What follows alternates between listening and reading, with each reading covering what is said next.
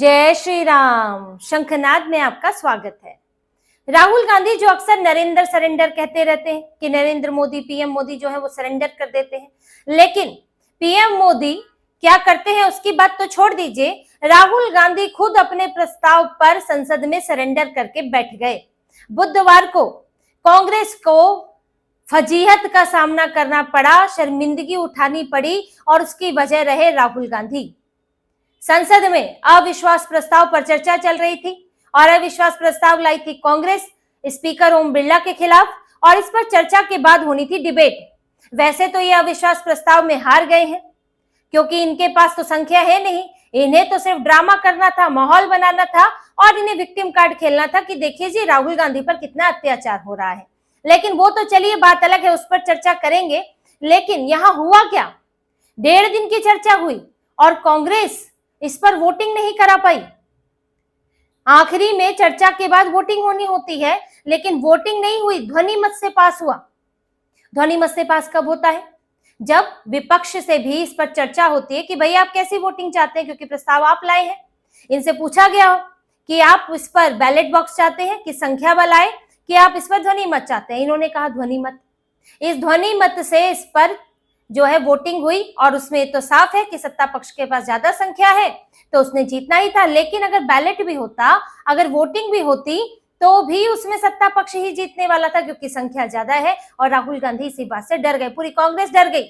जैसे ये डरे थे कब, जब डिप्टी स्पीकर का चुनाव होना था, जब पहले लोकसभा बैठी थी चुनाव के बाद 2024 में, तब डिप्टी स्पीकर का चुनाव होना था और तब भी इन्होंने ध्वनि मत से किया, ना कि संख्या बल से किया। क्योंकि संख्या बल के नाम पर आप जितने हो उतने भी नहीं दिखोगे, कौन क्रॉस वोटिंग कर देगा पता ही नहीं है।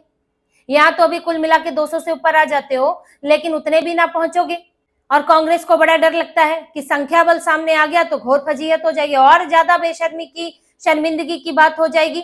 तो इसलिए सबसे पहले तो सरेंडर इनका ये हुआ कि इन्होंने वोटिंग से मना किया और ध्वनि मत से पास हुआ। दूसरा सरेंडर राहुल गांधी ने क्या किया, राहुल गांधी इस प्रस्ताव पर चर्चा के दौरान बोले ही नहीं। जो राहुल गांधी जो कहते फिरते हैं कि मुझे बोलने नहीं दिया जाता, माइक ऑफ हो जाता है, स्पीकर जो है हमारे साथ भेदभाव करते हैं, वो राहुल गांधी इस चर्चा में बोले ही नहीं। 1.5 दिन चर्चा चली, कांग्रेस के कई नेताओं ने बात रखी और सबसे ज्यादा शिकायत तो राहुल गांधी को रहती है। उन्हीं के लिए कांग्रेस को भी शिकायत रहती है कि राहुल गांधी को बोलने नहीं देते। लेकिन राहुल गांधी ने ही इस प्रस्ताव में बोला ही नहीं। उन्होंने सिर्फ एक बार वो बोलने उठे जब रविशंकर प्रसाद बीजेपी नेता जो हैं उन्होंने अपनी बात कह रहे थे, उनका समय था। राहुल गांधी ने बीच में पॉइंट ऑफ ऑर्डर के तहत वो बोले, मुश्किल से 1 मिनट बोले होंगे कि इन्होंने मेरा नाम लिया है तो इस पर मुझे बोलने का अधिकार है, तो बस उसके लिए वो बोले और रविशंकर प्रसाद के आरोपों को खारिज किया, जो भी उन्होंने किया। उसके अलावा राहुल गांधी नहीं बोले, जबकि इनकी पार्टी को ठीक ठाक समय मिला था। क्यों नहीं बोले? आखिर आपके पास क्या बोलने के लिए नहीं था? आप तो दिन रात आरोप ही लगाते हैं, तो आपको बोलना चाहिए था। स्पीकर के जब अविश्वास प्रस्ताव आपके लिए लाया गया, आपकी ईगो के चक्कर में लाया गया, आपको विक्टिम बनाना था, इसके लिए लाया गया, लेकिन आप ही नहीं बोल रहे हैं। तो राहुल गांधी वहां बोल नहीं पाए। और क्या बोलते, क्योंकि इनकी पार्टी तो पहले ही इनके खिलाफ सुन रही थी। देखिए, जैसे मैंने आपको बताया कांग्रेस क्यों लाई है प्रस्ताव। कांग्रेस को 2 चीजें दिखानी है, एक तो माहौल बनाना है कि देखिए स्पीकर भी हमारे खिलाफ है, संसद में हमारे साथ अन्याय हो रहा है, बाहर राहुल गांधी पर केस हो रहे हैं, अंदर उन्हें बोलने नहीं दिया जाता है। ये इन्हें विक्टिम कार्ड खेलना था, सहानुभूति बटोरनी थी। लेकिन जब ये संसद में चर्चा के लिए पहुंचे और जब वहां पर सत्ता पक्ष ने बोलना शुरू किया तो उसमें राहुल गांधी खुद घिर गए। राहुल गांधी के अपने ऐसे हजार काम हैं कि वो खुद लोकसभा में उनको बोलने का भी मौका दिया जाता है तो वो ढंग से बोलते नहीं है, वो लोकसभा में आते नहीं है। उनकी अटेंडेंस सामने आई कि कितना राहुल गांधी लोकसभा में आए हैं। राहुल गांधी लोकसभा जब लगती है तो विदेश भाग जाते हैं। कई ऐसे मामले सामने आए जिस पर कांग्रेस के मुंह से कुछ बोला नहीं गया, आप उसे खारिज नहीं कर पाए। गृह मंत्री अमित शाह ने जो बोला, क्योंकि उनका लंबे समय उनका तो भाषण सबसे बड़ा था, तो उन्होंने राहुल गांधी पर भी कुछ शब्द बोले कि भाई ये जो नेता प्रतिपक्ष आरोप लगाते हैं कि उनको बोलने नहीं दिया जाता, जरा आप देखिए कि जब यहाँ पर सदन लगता है तो ये कभी जर्मनी में होते हैं, कभी इंग्लैंड में होते हैं, ये यहाँ बोलने नहीं आते हैं। आप उनका पार्टिसिपेशन देखिए संसद के अंदर, उन्होंने तो डेटा दिया। 17वीं लोकसभा में राहुल गांधी की उपस्थिति 51% थी, जबकि राष्ट्रीय औसत था 67%। 16वीं लोकसभा में 52% उपस्थिति थी, राष्ट्रीय औसत 80%। 15वीं लोकसभा में 43% इनकी उपस्थिति थी और राष्ट्रीय औसत था 76%। 2015, 2016, 2018 में राष्ट्रपति के अभिभाषण में इन्होंने हिस्सा नहीं लिया। 16वीं लोकसभा में बजट चर्चा में इन्होंने हिस्सा नहीं लिया और सरकारी विधेयकों पर भी चर्चा में इन्होंने हिस्सा नहीं लिया।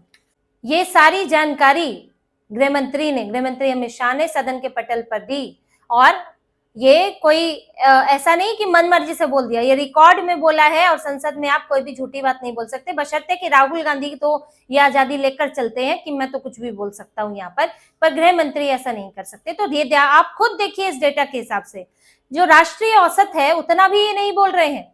एलओपी अभी आप एलओपी भले ही बने हैं लेकिन आप तो आला कमान रहे हैं, आपके लिए 45 मिनट का समय रखती है कांग्रेस बोलने के लिए, लेकिन आप यहाँ गायब रहते हैं। कब आते हैं? जब हंगामा करना हो, जिस दिन इन्हें संसद में हो हल्ला करना होगा उस दिन राहुल गांधी आएंगे। जिस दिन चर्चा होगी, एक सभ्य तरीके से चर्चा हो रही है, उस दिन राहुल गांधी गायब रहेंगे। आप क्यों नहीं थे बजट चर्चाओं में शामिल? राष्ट्रपति के कई भी भाषणों में ये नहीं आए, हो सकता है विदेश में रहे हो। तो आप खुद कितने गंभीर हैं? बात तो ये भी उठती है कि आप खुद कितने गंभीर हैं लोकसभा में बोलने के लिए जो आप सवाल उठाते हैं स्पीकर पर। अब इनकी एक बात होती है कि बार बार स्पीकर टोकते हैं। केसी वेणुगोपाल ने बताया कि 40 बार 50 बार को संख्या उन्होंने दी कि स्पीकर ने टोका, तो जिस पर गृह मंत्री ने बताया कि अगर आप नियम के खिलाफ बोल रहे हैं, फिर आपको स्पीकर बता रहे हैं कि भाई आप नियम के खिलाफ मत बोलिए, आप ये नहीं बोल सकते, लेकिन आप दोबारा वही बोल रहे हैं, तो फिर स्पीकर क्या करेंगे? आपको दोबारा टोकेंगे नहीं तो क्या करेंगे? क्या विकल्प उनके पास है? आप फिर तीसरी बार वही बोल रहे हैं। अब अगर किसी को मान लीजिए कि किसी को अगर स्कूल में कोई है क्लास के अंदर और वो क्लास के अंदर कोई अपशब्द बोलता है, गाली देता है, और टीचर अगर बोले कि नहीं भाई ये नहीं बोल सकते हो, और फिर वो दोबारा वही बोले, तो क्या टीचर उसे टोकेगी नहीं? उसमें टीचर करेगी क्या? फिर तो वो तो सजा भी दे सकती है टीचर। तो वही बात है कि आप अगर नियमों के खिलाफ बोलेंगे या गलत शब्द बोलेंगे तो फिर स्पीकर आपको रोकेंगे और आप कहेंगे कि टोकते क्यों नहीं? टोकते क्यों है? क्या आप नियमों से ऊपर है? ये सवाल तो राहुल गांधी से पूछा गया कि क्या आप नियमों से ऊपर अपने आप को समझते हैं कि आप यहाँ के राजा हैं संसद में और जो चाहे आपका मन आए बोले, विषय से हटकर भी बोले, कोई फर्क नहीं पड़ता। अब जो विषय है उससे तो हमेशा बाहर जाते हैं। कहाँ थी बजट चर्चा थी इस बार, और ये किस पर बोल रहे हैं? एब्सटेन फाइल पर, इसलिए इन्हें रोका गया था। फिर ये कह रहे हैं जी बोलने नहीं दे रहे हैं। अमित शाह ने ये बोला कि अगर मैं यहाँ बोलूं, अगर आज जब चर्चा है नो कॉन्फिडेंस मोशन पर और मैं यहाँ नक्सलवाद पर बोलना शुरू कर दूं कि नक्सलवाद खत्म होने वाला है भारत में, और तो क्या स्पीकर मुझे बोलने देंगे? नहीं बोलने देंगे, क्योंकि वो चर्चा का विषय ही नहीं है। तो आप एब्सटेन फाइल पर कैसे बोल रहे थे? राहुल गांधी अक्सर उन लोगों का नाम लेकर सदन में बोलते हैं जो संसद के अंदर है ही नहीं, तो जो नियमों के खिलाफ है। अडानी अंबानी को लेकर तो कई बार ये हुआ है, तो क्या स्पीकर टोकेंगे नहीं? इस जो संसद के अंदर तस्वीर दिखाना मना है, आप बार बार तस्वीर लेकर आ जाते हैं और ये देखते हैं कि कैमरा में जब आप दिख रहे हैं तो फट से तस्वीर दिखा देते हैं, स्पीकर आपको रोकते हैं, फिर भी तस्वीर दिखा देते हैं। ये एक वो होता है ना क्लास के अंदर एक ऐसा बच्चा जो ना टीचर की बात मानता है ना फिर उसको स्कूल के नियम कानून मानता है, सिर्फ उसे बदतमीजी करनी होती है। तो राहुल गांधी उसी तरह व्यवहार करते हैं। अब ऐसा करेंगे तो स्पीकर टोकेंगे ही। ये सारी बातें राहुल गांधी का व्यवहार बताया गया। रविशंकर प्रसाद से लेकर अनुराग ठाकुर, सबने इनको आईना दिखाया कि जो अपने आप को विक्टिम बना रहे हैं वो सबसे बड़े गुंडे बने फिरते हैं यहाँ पर, वो सबसे ज्यादा जोर चलाते हैं। और राहुल गांधी की गंभीरता तो आप इसमें भी देख लीजिए कि कितने गंभीर हैं। आप एक अविश्वास प्रस्ताव लाए, सबसे पहले जिस दिन उस पर चर्चा होनी थी बिजनेस एडवाइजरी कमेटी में इस पर बात हुई और कांग्रेस ने हामी भरी कि 9 मार्च को जिस दिन सदन शुरू हो रहा है इस पर चर्चा करेंगे और फिर वोटिंग होगी। लेकिन 9 मार्च को आप चर्चा करने की बजाय क्या कह रहे हैं? जी हम तो भाई वेस्ट एशिया पे बात करेंगे। हंगामा कर रहे हैं। आपका लाया हुआ प्रस्ताव स्पीकर ने स्वीकार भी कर लिया और आपको चर्चा भी नहीं करनी। क्यों नहीं चर्चा करनी है? क्योंकि पता है कि हारेंगे। सिर्फ माहौल बनाना है, मीडिया में छपवाना है कि हम भाई अविश्वास प्रस्ताव लाए हैं स्पीकर के खिलाफ, हम इतने तंग हो गए, स्पीकर इतने बुरे हैं कि हम अविश्वास प्रस्ताव लाए हैं। ना चर्चा करनी है ना उसमें वोटिंग करानी है, क्योंकि हार का मुंह देखना पड़ेगा।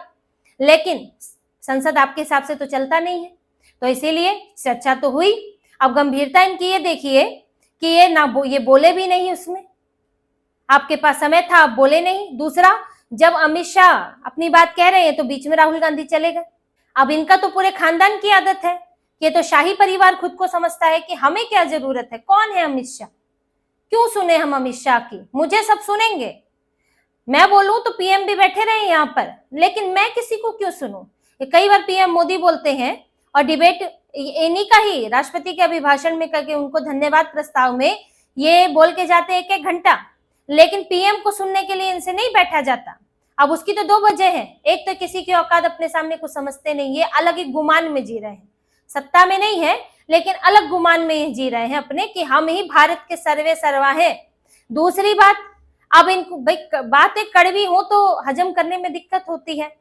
आप जब आला कमान बने फिरेंगे, आप जब दूसरों के बारे में कहेंगे तो आपको भी सुनना पड़ेगा, सुनने का धैर्य है नहीं आपको। पूरे अपने खानदान, जब आपके खानदान ने भारत पर शासन किया है तो आपके खानदान पर सवाल तो उठेंगे। अब सुन नहीं पाते हैं, दिक्कत होने लगती है, धैर्य नहीं हो पाता है, कान जलने लगते हैं तो भाग जाते हैं। तो ये राहुल गांधी ने इस दिन भी यही किया। इनकी पूरी पार्टी जो, इनका तो पहले ये मिशन अविश्वास प्रस्ताव फेल हुआ, बल्कि जो बातें निकलकर सामने नहीं आती या पुरानी हो चुकी है वो भी निकल कर सामने आई कि कैसे कांग्रेस के समय पर 3 बार स्पीकर के खिलाफ अविश्वास प्रस्ताव लाए गए हैं। कौन लाया है? सोशलिस्ट पार्टी लाई, सपा लाई और कम्युनिस्ट पार्टी लाई। कभी भी भारतीय जनता पार्टी स्पीकर के खिलाफ अविश्वास प्रस्ताव नहीं लाई। और जब पंडित जवाहरलाल नेहरू के समय पर आया तो उन्होंने भी विरोध किया और कहा कि स्पीकर पर सवाल नहीं उठने चाहिए। आपको असहमति हो सकती है लेकिन उनकी निष्ठा पर सवाल नहीं उठने चाहिए।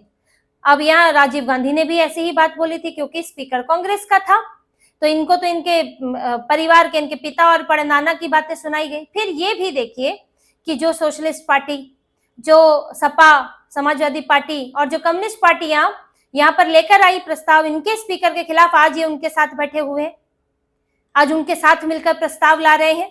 तो ये इनको आईना दिखाने की वाली बात है कि आप सिर्फ यहाँ राजनीतिक हितों के लिए राजनीतिक रोटियां सेक रहे हैं और कोई मतलब नहीं है। लेकिन यहाँ राहुल गांधी और कांग्रेस को एक और चीज देखने को मिली कि इन्होंने जैसे तैसे राजी तो किया, टीएमसी को भी राजी किया और कुछ एक पार्टियों को राजी किया, लेकिन जब वहां अविश्वास प्रस्ताव पर चर्चा हुई तो इनके खिलाफ भी कुछ नजर आए। असदुद्दीन ओवैसी तो इनके ऊपर बरसे कि भाई आप प्रस्ताव लाते हैं, हमसे साइन कराने को भी नहीं कहते, हमसे पूछते भी नहीं है, हम क्या आपके गुलाम है जो आपके पीछे चलते रहे। उन्होंने स्पीकर को लेकर भी, स्पीकर के कर्तव्यों को लेकर भी बात बोली, लेकिन उन्होंने अपनी अंतिम बात में इनको साफ सुनाया कि आप ना तो अपने डिप्टी स्पीकर के समय पर हमसे बात की, ना तो आपने इस समय हमसे बात की, तो हम आपके पीछे क्यों चले, क्यों आपके समर्थन में हमें बोलना चाहिए। इसी तरह से चंद्रशेखर आजाद को भी बोलने का मौका मिला, उन्होंने भी यही बातें कही कि भाई यहाँ तो हंगामा होता रहता है, हमें बोलने का समय नहीं मिलता। हमारे एरिया के लोग सोचते हैं कि भाई ये संसद में जाके हमारे लिए बोलेगा, लेकिन यहाँ समय नहीं मिलता। अब हंगामा कौन करता है? सत्ता पक्ष तो करता नहीं है हंगामा, सत्ता पक्ष तो मुद्दा लाता है, ये बात करने को तैयार नहीं होते, हंगामा तो यही करते हैं, वॉकआउट तो यही करते हैं, वेल में तो यही जाते हैं। सयानी घोष ने गिनवाया कि टीएमसी की है और उनके समय पे भी शोर मचा रहे थे, तो स्पीकर ने, सयानी घोष ने बोला कि भाई आप ही के साइड वाले हैं, आप उन्हें चुप कराइए। तो उन्होंने कहा कि नहीं जी, हम तो एकला चलो हैं, यानी कि हम कांग्रेस के साथ नहीं है, ये सयानी घोष ने कहा। और ये भी उन्होंने बताया कि कितना कितना समय बर्बाद होता है, कितने कितने घंटे बर्बाद होते हैं और एक सदन को चलाने में कितने करोड़ों रुपए लगते हैं, लेकिन वो सब इस सब में, हंगामे में बर्बाद हो जाता है। अब डायरेक्ट तो नहीं बोल सकती है, लेकिन बात यह है कि जब ये लोग बोल रहे हैं तो सदन चलने से रोकता कौन है? ये रोकने के सारे काम है कांग्रेस और सहयोगी दलों के। तो यहाँ छोटी पार्टियों के सांसद जो हैं, जो एक सांसद, 2 सांसद है, वो तो परेशान बैठे हैं कि यहाँ तो इनका मोशन स्वीकार होता है, ना चर्चा होती है, ना उन्हें बोलने का मौका मिलता है। और देखिए यही वजह कांग्रेस की भी रही है कि इन्होंने ध्वनि मत से कराया, क्योंकि इनको ये भी विश्वास नहीं था कि जो विपक्ष में जो सारी पार्टियां हैं वो इनके लिए वोट डाल देंगी। ये पूरा कांग्रेस का प्रस्ताव था जिसमें दिखावे के लिए कुछ समर्थन एक मोटे तौर पर कर दिया गया, लेकिन हिम्मत नहीं पड़ी कि आप यहाँ पर वोटिंग करवा ले, संख्या बल दिखाएं, अपनी ताकत दिखाएं। तो ये जो पूरा तमाशा था ये इनके खिलाफ ही चला गया और इनको हार का मुंह देखना पड़ा। ध्वनि मत में भी इनको हार ही मिली और अंत में राहुल गांधी अब उन्हीं स्पीकर बिरला के सामने बोलेंगे और वो जो नियम होंगे उसके अनुसार ही इन्हें बोलना होगा। अब ये अपना ड्रामा इन्होंने एक बार कर लिया, अब ये दोबारा स्पीकर के खिलाफ कुछ नहीं कर सकते। तो इसी तरह की और खबरें और विश्लेषण आपके लिए लाते रहेंगे, हमसे जुड़े रहिए, सब्सक्राइब कीजिए, कमेंट कीजिए। बहुत बहुत धन्यवाद। जय श्री राम।